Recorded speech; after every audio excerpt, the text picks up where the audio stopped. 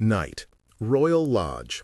A slate roof cut against a cold sky, the windows dark except for a single upstairs light that trembled like a pulse. Wind moved through the empty hedgerows and left a thin salt tang on the air. From the gravel drive came the echo of a solitary car door closing and then silence, as if the property itself were holding its breath. This is the tragic story of Royal Lodge, a grand house once touted as a sanctuary for one of the nation's most visible families, and now a contested symbol of privilege, secrecy, and strain. On the surface, it remained opulent, a curated postcard of history, marble, and oak that refused to acknowledge the slow erosion behind its walls.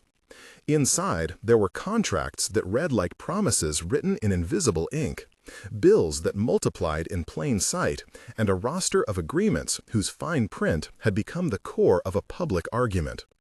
Who was responsible when private shelter relied on public allowances? What clauses and quiet phone calls kept the lights on and then failed to keep the reputation intact? Outside the gates, protesters chanted and the local newspaper ran daily editorials. Inside, the staff tried to keep a household running whose name no longer guaranteed immunity. Imagine a figure with public status, a complicated history, and an attachment to legacy that blinded judgment. In this investigation, we will open the ledgers, read the leases, interview former gardeners, conservation architects, and lawyers, examine the restoration invoices, and try to understand how a house intended as refuge became evidence in a national debate. If you are drawn to stories where architecture and power intersect, follow along and tell us in the comments which property we should explore next.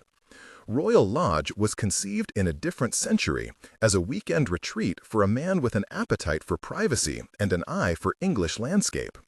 The first stones were laid when carriages still congested narrow market towns, and the idea of a country house meant not only shelter but a statement about lineage and taste.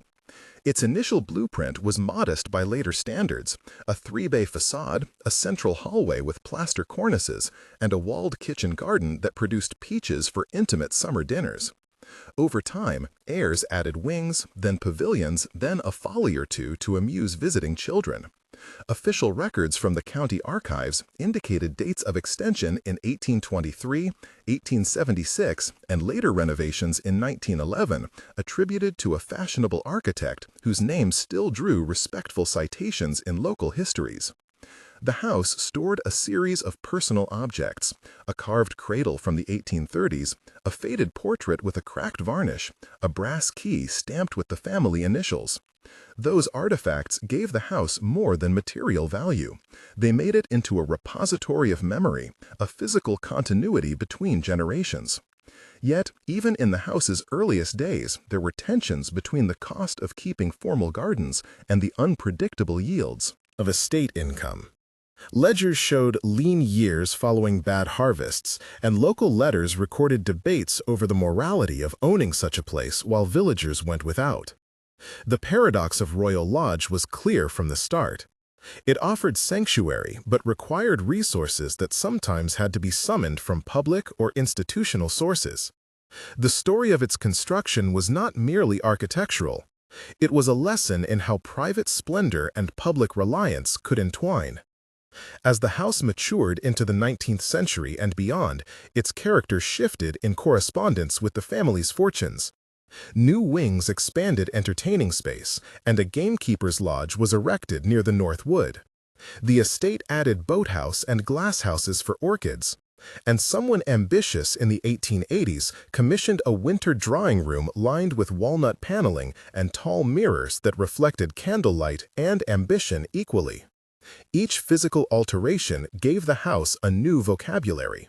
Stonework revealed weathering in places where rainwater followed the line of a leaded gutter. Plaster developed hairline cracks like old stories that will not remain hidden. The house's public face became a patchwork of eras. A Victorian conservatory pressed up against a Georgian staircase. A modern heating plant hummed in the cellar beside cobblestones that had once seen horses. With every addition, the maintenance ledger grew more complex. Electricians found century-old wiring pretending to be new, while restorers unearthed hidden timbers that had once carried the roof. The house also accumulated reputation. It became known as a place where guests could retreat, where ministers vacationed, and where local artists exhibited. A small library filled with letters between householders and politicians served as a hint that the estate functioned as more than private leisure. It was an informal stage for influence. Yet those layers also meant that a problem in one corner could cascade into liabilities across the estate. A leaking roof in an unlisted extension might require scaffolding that disturbed a timetabled public visit. A forgotten clause in a long-standing lease might tie the estate to a maintenance schedule it could not afford. The structure that once embodied continuity slowly began to reveal seams.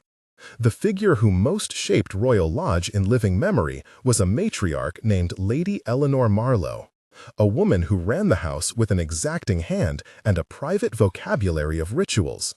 She rose to prominence in the family when she inherited after a sudden death in the family line. Lady Eleanor was a collector of domestic order. She insisted on a breakfast of thin porridge served at 7 precisely, oversaw the airing of linens like a ritual, and maintained a small music room where she would practice the piano in the late afternoon until her fingers bruised. Staff recollections painted her as both nurturing and unrelenting. She preserved an annual tradition called the Lantern Supper, where descendants would bring lanterns into the Great Hall and speak of births and deaths across a candlelit table, an evening that stitched family ritual to architecture. Her habits kept the house alive in a human sense. She also believed in legacy as a moral duty. When she commissioned restorations, she spoke of continuity and stewardship rather than expense. Her letters to architects were suffused with a reverence for craftsmanship and a refusal to modernize in ways that would erase history. In a sense, she turned Royal Lodge into an instrument of family memory. Yet her refusal to accept efficient modernization also compounded later problems. Poor insulation and outdated boilers sapped funds. That devotion to authenticity made the house beautiful and expensive to run. As memories solidified into policy, the family's choices became codified in internal bylaws that prescribed who could use certain rooms and which artifacts were not to be moved. Those rules, once protective, became constraining, leaving the estate less flexible when finances and public scrutiny required adaptation. The modern protagonist in this narrative arrived in a different mood. Marcus Blackwood was a public figure, not by election, but by inheritance and by the circles he occupied.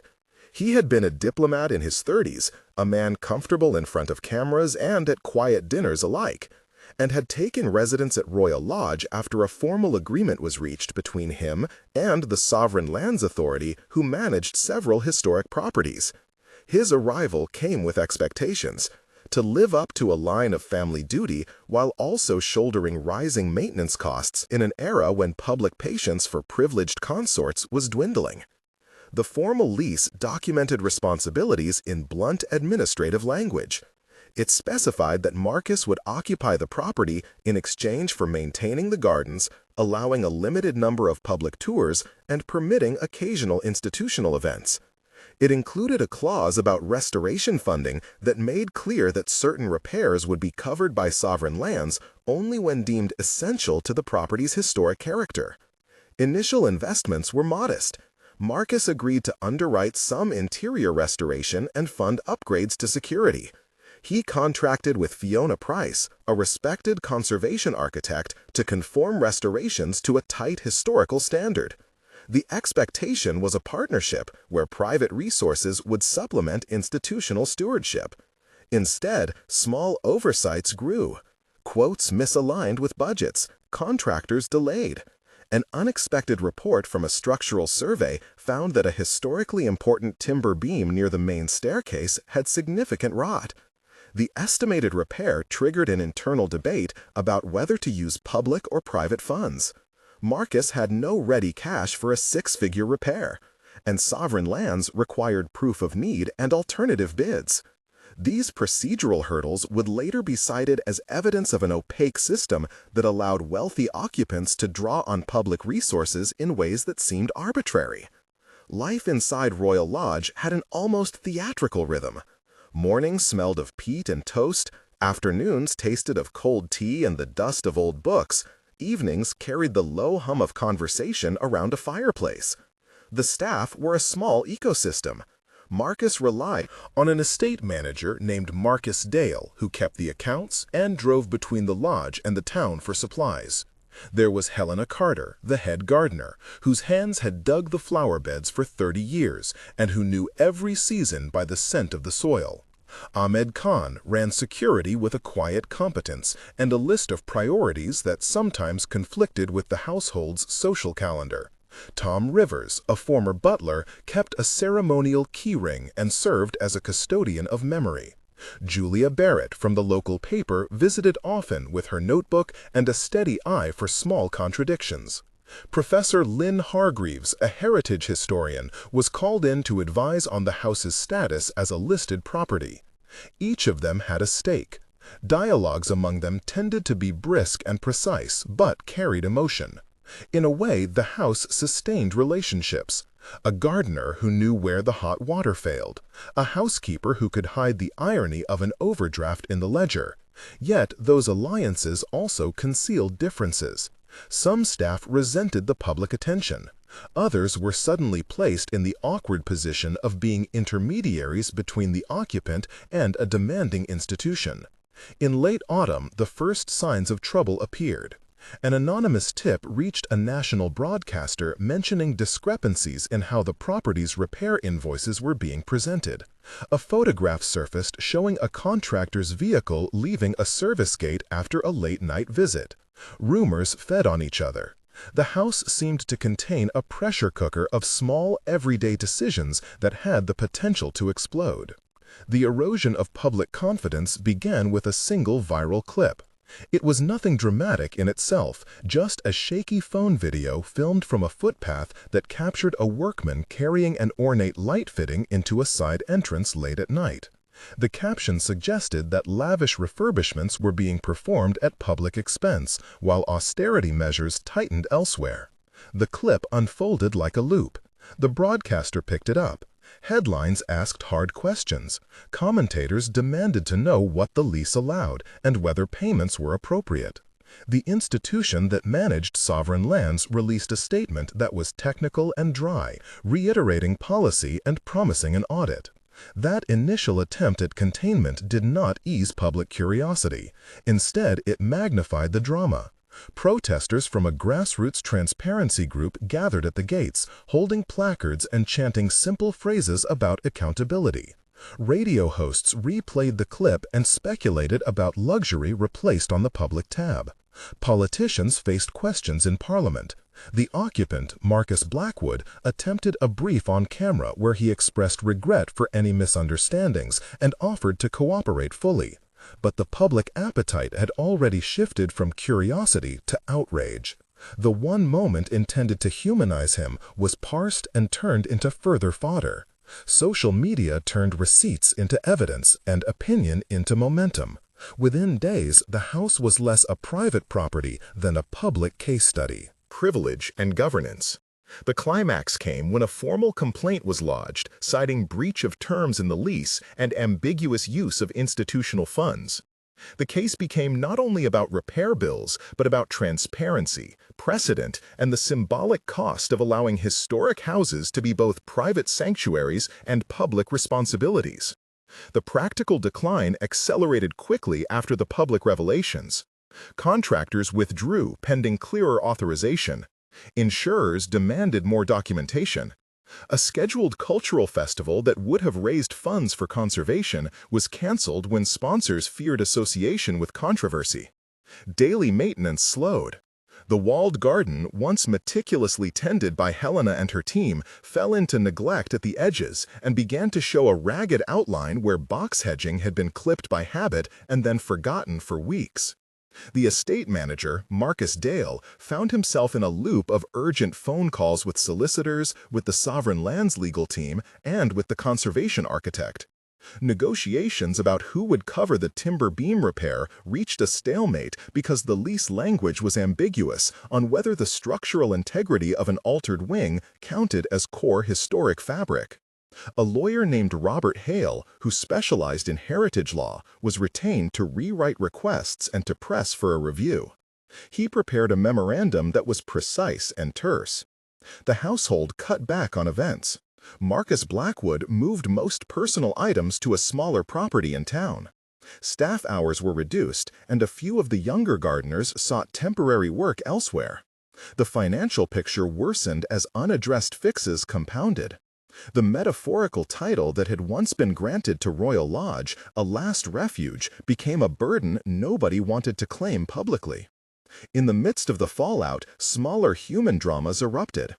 Helena, the gardener, who had tended a particular hybrid rose for years, watched the plant's canes sag. She tried to keep pride, yet she grew anxious when invoices for chemicals and tools began to be delayed. In a sequence of dialogues, she spoke directly and plainly with Marcus Dale and with Marcus himself. The exchanges were matter-of-fact but fraught. Scene dialogue ran long, with a series of exchanges that revealed emotional stakes and growing frustration. Marcus attempted explanation after explanation, acknowledging constraints, but also asserting that the house belonged to history as well as to family memory. Helena pushed back. She asked about the roses, about the promises once made and then seemingly undone.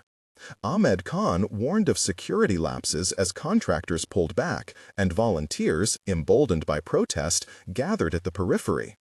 Julia Barrett from the local paper called with questions that required careful phrasing. Tom Rivers, who once handled silver for formal dinners, found himself cataloging small objects for potential sale to cover short-term costs. Each conversation stretched across many short exchanges that together portrayed a household under strain. Procedurally, the case became complex and technical. The Sovereign Lands Authority launched an internal audit that covered leasing agreements, historical grants, and prior arrangements with trustees. The audit looked for adherence to policy and for any evidence of misallocation. Consultancy reports reviewed the chain of authorizations for contracted work. The legal review focused on definitions that mattered in practice. The words listed and unlisted, restoration and renovation, core fabric and peripheral feature suddenly mattered in precise, enforceable ways. One technical note explained that the legal concept of essential maintenance under the governing charter allowed for emergency repairs to be undertaken with discretionary funds when the threat to historic fabric was imminent. A procedural summary clarified that non-essential aesthetic upgrades required prior approval and matched sourcing with 3 independent quotes. These terms were not simply semantic. They were the difference between public money being available overnight and a household being left to its own devices with a growing list of needs. The legal content was short and dense and clarified that if a contract had been executed without following procurement protocol, then the transaction might be void and the responsible officer could be called to account. That sentence alone made the issue not just one of taste, but of governance. Amid the institutional kerfuffle, a subplot developed around Julia Barrett, the local reporter. Julia had grown up in the town and felt that this story mattered because it connected to deeper questions about fairness. Her investigation into invoices revealed a small pattern of nighttime maintenance entries that correlated with a private restoration firm capable of work far beyond what a routine garden shed would require. She spent long nights in the archives, reading typed letters, talking to descendants of earlier staff, and piecing together a timeline. Her reporting humanized the staff and made clear that they were not villains, but people pressed between obligation and survival. This subplot emphasized the power of local journalism to stir national attention. Julia's byline brought community voices into the national conversation and compelled officials to respond not only to abstract policy, but to real folks who had walked the estate for decades. Her interviews with Helena and Tom Rivers were particular and layered. Helena spoke of the smell of wet earth after winter frost and of a boy with a fishing rod who had left his name carved beneath the boat shed's joist. Tom recounted the precise weight of a silver teapot that had been polished for 3 generations. These small memories threaded the story into the town's collective identity. Julia's eventual column argued that public stewardship must consider those human dimensions at the same time it enforced accountability. Flashbacks punctuated the present and offered emotional texture. One flashback took place on a summer evening decades earlier when young Lady Miriam, then a visitor to the lodge, danced barefoot on dewgrass, laughing with children and carrying a lantern. The scene smelled of wood smoke and baking plums. It lasted long enough to convey the sensation of belonging and to create contrast with the house's later solitude.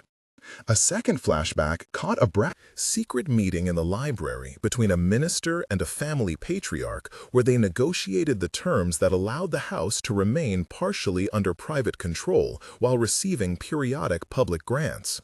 The conversation was formal and shadowed by cigarette smoke and the rustle of paper.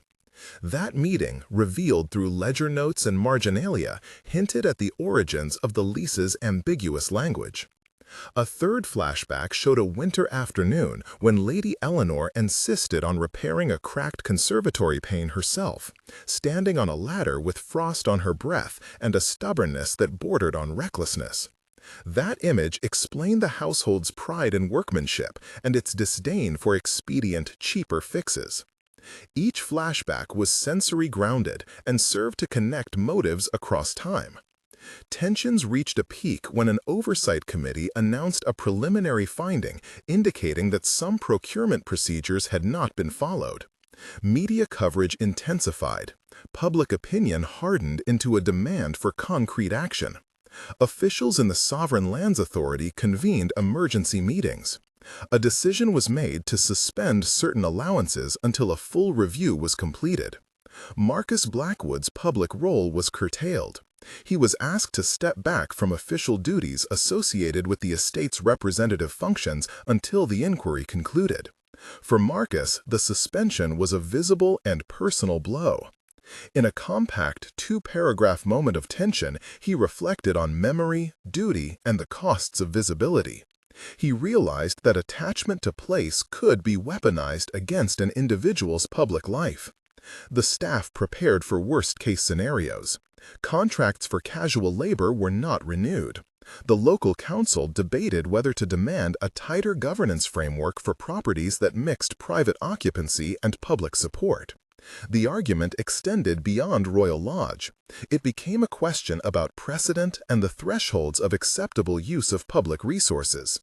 Negotiations followed with a mixture of legal forms and private pleas. Robert Hale, the family solicitor, met with the legal team from Sovereign Lands.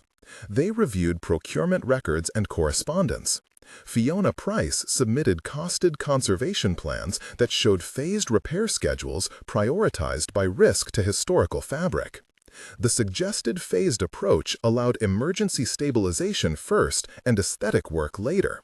It included precise references to materials and methods that respected the property's listed status and recommended an approach that spread costs across public grants, philanthropic contributions, and a conditional family fund.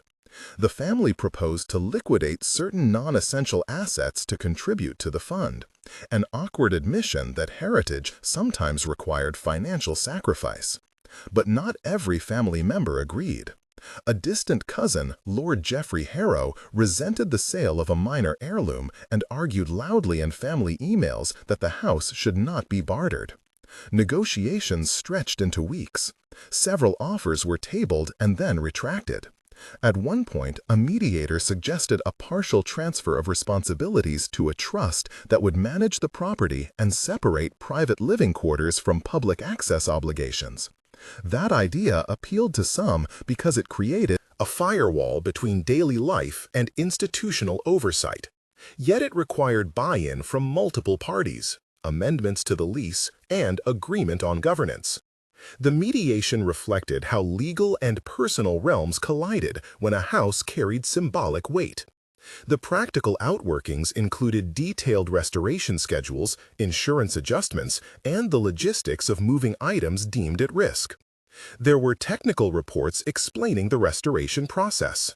One technical note on timber repair read like this in technical terms, but rendered simply: Rotten sections would be cut back to sound timber. Splices would be custom-made from oak matching original grain, and all work would use lime-based mortar consistent with listed building guidelines. Another technical paragraph clarified that security upgrades would be installed in a manner that avoided damage to stone facings and that cabling would be routed through existing service voids where possible. These details reassured conservation experts while showing the complexity of work on an inhabited historic property. Each technical entry was short enough to be accessible and precise enough to be actionable. A legal memorandum described the procurement irregularity in 300 characters and then elaborated in a second, more specific paragraph on possible remedial steps. The memo recommended regularizing any contracts through retrospective approvals where appropriate, renegotiating terms on work already delivered, and, if necessary, seeking restitution from contractors where procurement rules had been willfully flouted. That document became the basis for a negotiated settlement that sought to avoid public prosecution in favor of institutional reform and partial restitution. The settlement included an agreement to publish a redacted summary of expenditures and to amend lease terms to make maintenance responsibilities clearer. The decline culminated in a public announcement. The occupant agreed to vacate most of the living spaces and relocate temporarily to a townhouse, while a trust assumed operational control of the estate's visitor functions.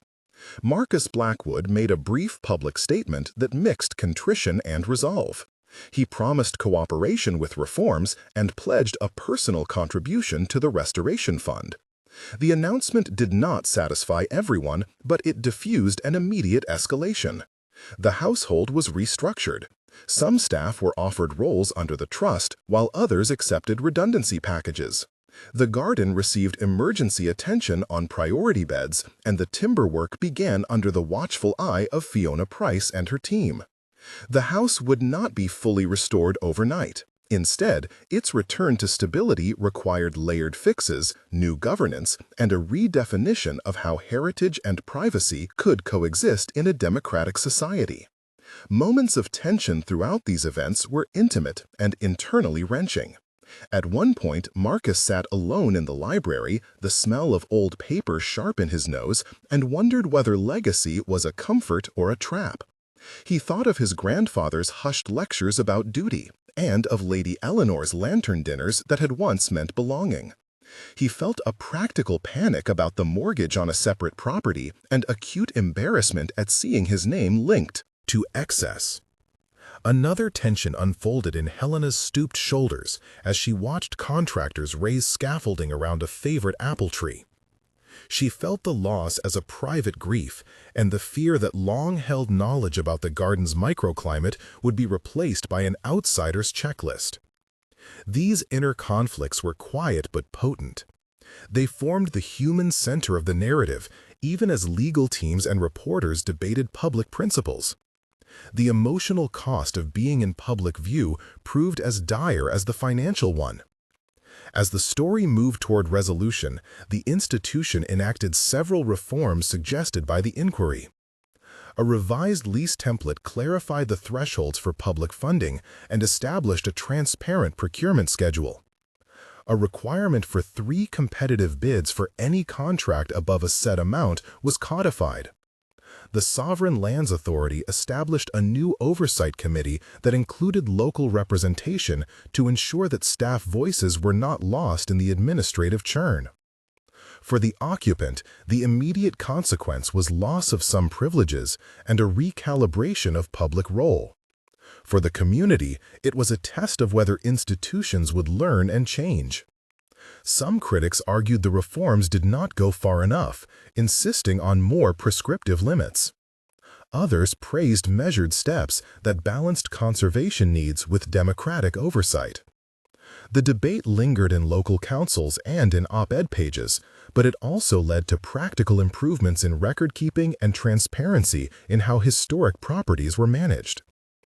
In the months that followed, there were concrete changes to the estate and its narrative. 1 month later, the public response was cautious and watchful. The trust that had stepped in provided an initial report that detailed the phased repairs and a timeline for public access. Local volunteers were invited to participate in an open day, which offered guided tours focused on the house's craft and its community history.